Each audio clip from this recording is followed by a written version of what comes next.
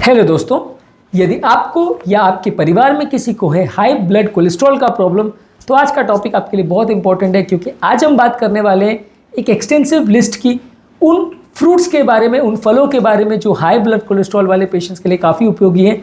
इनको regular basis पे खाने से कोलेस्ट्रॉल को कम करने में कुछ हद तक आपको मदद मिलेगी।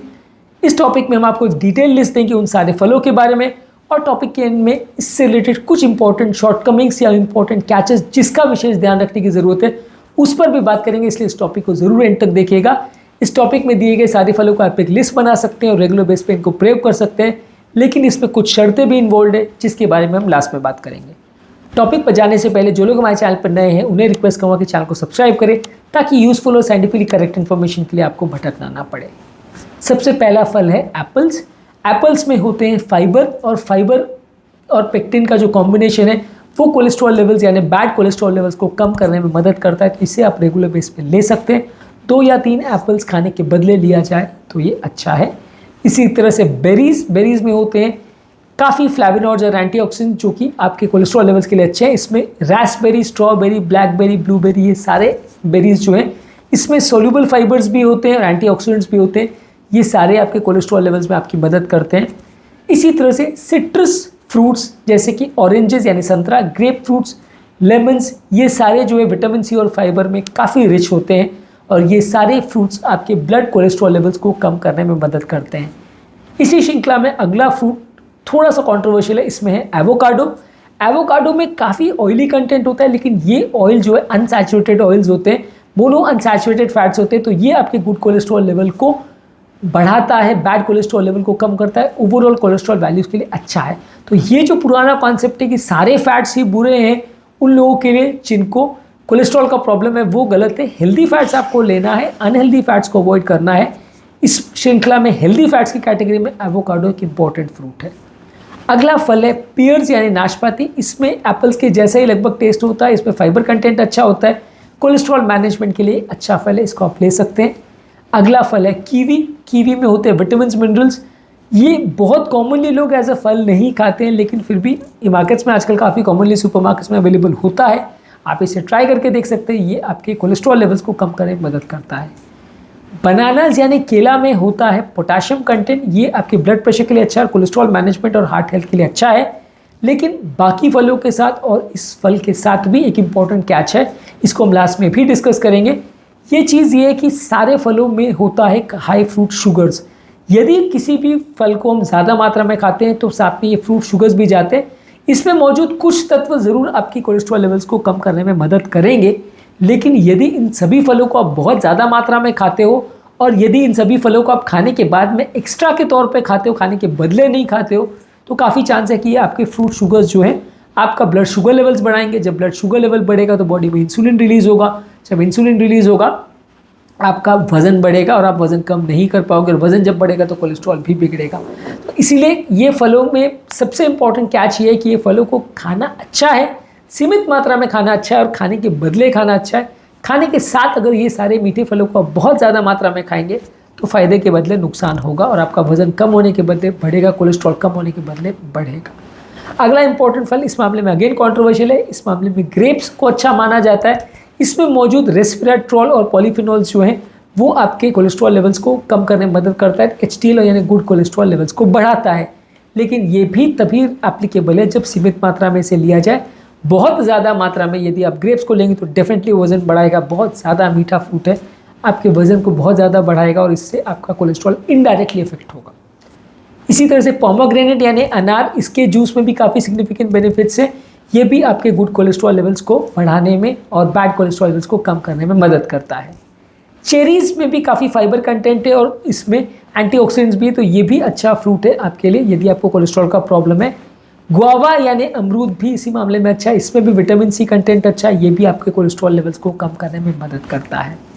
पपाया यानी पपीता, इसमें भी एंजाइम होता है पैपेन जो डाइजेशन के मामले में भी अच्छा है, विटामिन भी अच्छे होते हैं और ये फाइबर में भी रिच है, तो ये भी आपके कोलेस्ट्रॉल लेवल को कम करता है। लेकिन गुआवा, पपाया या एप्पल्स, ये सारे फलों के बारे में वही चीज़ फिर से मैं कह रहा हूँ, बहुत ज़्यादा मात्रा में मत लीजिए, क्योंकि जब ज़्यादा मात्रा में आप इन सब चीज़ों को लेते हैं आपको ये लगता है कि मैंने पूरा खाना खा लिया, अभी मैं 2-4 एप्पल्स और खा लेता हूँ ताकि मेरा कोलेस्ट्रॉल लेवल जिससे कम हो जाए, या मैं 2-4 अमरूद खा लेता हूँ, बहुत सारे अंगूर खा लेता हूँ, क्योंकि डॉक्टर ने बोला है कि इससे मेरा कोलेस्ट्रॉल कम होगा। मैंने ज़्यादा मात्रा में खाता हूँ तो ये आपका उल्टा कोलेस्ट्रॉल बढ़ाएंगे, क्योंकि इनमें मौजूद फ्रूट शुगर्स बॉडी में जाके कोलेस्ट्रॉल बढ़ाने का काम करेंगे, वजन बढ़ाएंगे। इसमें एक चीज़ को ध्यान रखने की ज़रूरत है, फ्रूट्स को कभी भी बहुत ज़्यादा मात्रा में नहीं खाना चाहिए, क्योंकि ये सारे ही फ्रूट्स बॉडी में कोलेस्ट्रॉल बनाते हैं और 80% जो बॉडी में कोलेस्ट्रॉल बनता है वो लिवर के अंदर बनता है। 80% जो कोलेस्ट्रॉल है ये सारे शुगर से और ट्राइग्लिसराइड से ही बनता है बॉडी के अंदर। तो इसलिए जब आप बहुत ज़्यादा मीठी चीज़ खाते हो तो कोलेस्ट्रॉल बढ़ाता है। यही इंपॉर्टेंट कारण है कि ज़्यादातर वेजिटेरियन लोग को भी बहुत हाई कोलेस्ट्रॉल होता है। ऐसा कोई स्टडी नहीं है जो शो करता है कि नॉन वेज वालों को ही कोलेस्ट्रॉल होगा या वेजिटेरियन वालों को नहीं होगा। वेजिटेरियन वालों को भी हाई कोलेस्ट्रॉल रहता है, क्योंकि डाइटरी कोलेस्ट्रॉल से खाली आपकी ब्लड कोलेस्ट्रॉल लेवल में 15-20% का फर्क पड़ता है। 80% जो कोलेस्ट्रॉल बनता है वो बॉडी में लिवर के अंदर बनता है।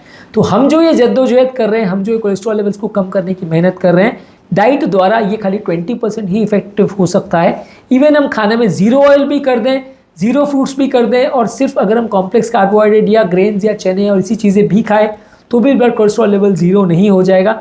फिर भी उसमें 20-30% का ही आप फेरबदल देख सकते हैं। पूरी तरह से आपका कोलेस्ट्रॉल लेवल यानी एलडीएल अगर 200 है तो वो सीधा 50 पे आ जाएगा या 70 पे आ जाएगा, ऐसा नहीं होने वाला। हाँ, 200 से 150 के आसपास आप उसको ला सकते हैं। 20% 25% तक का रिडक्शन आप उसमें देख सकते हैं। वो भी तब जब आप उस डाइट पैटर्न को कंसिस्टेंटली रेगुलर बेस पे करें, बिना मिस किए रेगुलर उसको फॉलो करें, तभी आपको फ़ायदा मिलेगा। अगला फ्रूट इस मामले में है एप्रिकॉट्स। एप्रिकॉट्स भी एक फाइबर और एंटीऑक्सीडेंट का अच्छा सोर्स है और इसको भी कोलेस्ट्रॉल लेवल्स को कम करते देखा गया है, तो ये भी अच्छा फ्रूट माना जाता है। प्लम्स यानी आलू बुखारा भी फाइबर कंटेंट में अच्छा है, एंटीऑक्सीडेंट्स अच्छे हैं, कोलेस्ट्रॉल लोवरिंग डाइट का इसको भी पार्ट मान सकते हैं। अगला फ्रूट से मैं बहुत ज़्यादा अग्री नहीं करूँगा, लेकिन हाँ, मैंगोज़ भी इस मामले में अच्छे पाए गए हैं। लेकिन एटलीस्ट मेरा पर्सनल एक्सपीरियंस इस मामले में ये है कि मैंगोज़ बहुत ज़्यादा खाए जाते हैं। बहुत कम लोग मैंगो और अंगूर को सीमित मात्रा में खा पाते हैं, इसलिए इसको मैं लेना बहुत ज़्यादा एडवाइस नहीं करूँगा। हालांकि ये उस लिस्ट का हिस्सा ज़रूर है कि जो फ्रूट्स आपके कोलेस्ट्रॉल लेवल को कम करते हैं, लेकिन ये ज़्यादा मात्रा में ज़्यादा बार खाया जाता है। बहुत ज़्यादा लोग इसको कम मात्रा में खाना को कंट्रोल नहीं कर पाते हैं, तो इसलिए मैं इसको बहुत ज़्यादा रिकमेंड नहीं करूँगा। बहुत सीमित मात्रा में अगर खाएँ तो शायद ये यूज़फुल हो सकता है। फिग्स यानी अंजीर जो है, पोटाशियम कंटेंट अच्छा है, फाइबर कंटेंट अच्छा है, ये भी आपकी हेल्थ को इम्प्रूव करता है, कोलेस्ट्रॉल कंटेंट को इम्प्रोवाइज़ करता है। अगला फल हम सब जानते हैं वाटरमेलन। वाटरमेलन है तो बहुत मीठा फ्रूट, लेकिन ये पानी से भरा होता है। ऑलमोस्ट 80-90% इसमें पानी होता है, तो ये उस मामले में अच्छा है। लेकिन इसमें एक बहुत इंपॉर्टेंट कैच है कि ये अगर सेम वेट की अगर हम बात करें तो बाकी फलों से अच्छा है, लेकिन अगर हम ज़्यादा खाया जाएगा इसको तो इसमें आपका शुगर वैल्यूज़ बढ़ जाएगा। यानी तरबूज को नॉर्मली आप देखेंगे कि बहुत ज़्यादा खाया जाता है, बाकी किसी भी फल को आप 200 ग्राम, 300 ग्राम, 500 ग्राम मैक्सिमम खाते हैं। 500 ग्राम में लगभग 2 एप्पल्स आ जाएंगे, आप उसको उससे ज़्यादा शायद ही खा पाएँ। लेकिन 500 ग्राम तरबूज को खाना या 1 किलो तरबूज को भी खाना काफ़ी कॉमन है, काफ़ी ज़्यादा ओवर ईटिंग इसके साथ पॉसिबल है, जिसकी वजह से जब ज़्यादा क्वांटिटी हो जाएगी तो शुगर भी बढ़ जाएगा। तो अगर सेम मात्रा में आप 200 ग्राम एप्पल्स को और 200 ग्राम तरबूज को खाएंगे तो डेफिनेटली तरबूज थोड़ा ज़्यादा हेल्दी मिलेगा, क्योंकि उसमें 80-90% पानी है। लेकिन जब आप 200 ग्राम एप्पल्स को 1 किलो तरबूज के साथ कंपेयर करेंगे तो एप्पल ज़्यादा बेनिफिशियल होगा, क्योंकि 200 ग्राम एप्पल्स खा के आपका शायद पेट भर जाए, लेकिन 1 किलो तरबूज खा के जब आप पेट भरोगे तो शुगर ज़्यादा हो जाएगा। तो ये एक इंपॉर्टेंट कैच है जिसको ज़रूर ध्यान रखने की ज़रूरत है कि फ्रूट्स में क्वांटिटी भी इंपॉर्टेंट है, रादर दैन सिर्फ कौन सा फ्रूट आप खा रहे हो, कितनी मात्रा में खा रहे हो, वो भी बहुत ज़्यादा इंपॉर्टेंट है, जो आपके डिसीजन को काफ़ी हद तक अफेक्ट करता है, आपके फूड चॉइसेस को काफ़ी हद तक अफेक्ट करता है। अगला इंपॉर्टेंट फ्रूट है खरबूजा यानी कैंटेलूप। इसमें मौजूद विटामिन सी और पोटाशियम काफ़ी अच्छा है, एंटीऑक्सीडेंट्स भी काफ़ी अच्छे, तो ये भी आपके कोलेस्ट्रॉल लेवल्स को कम करने में मदद करता है। नेक्स्ट है स्टार फ्रूट और ड्रैगन फ्रूट। ये भी फाइबर और विटामिन सी में काफ़ी रिच है।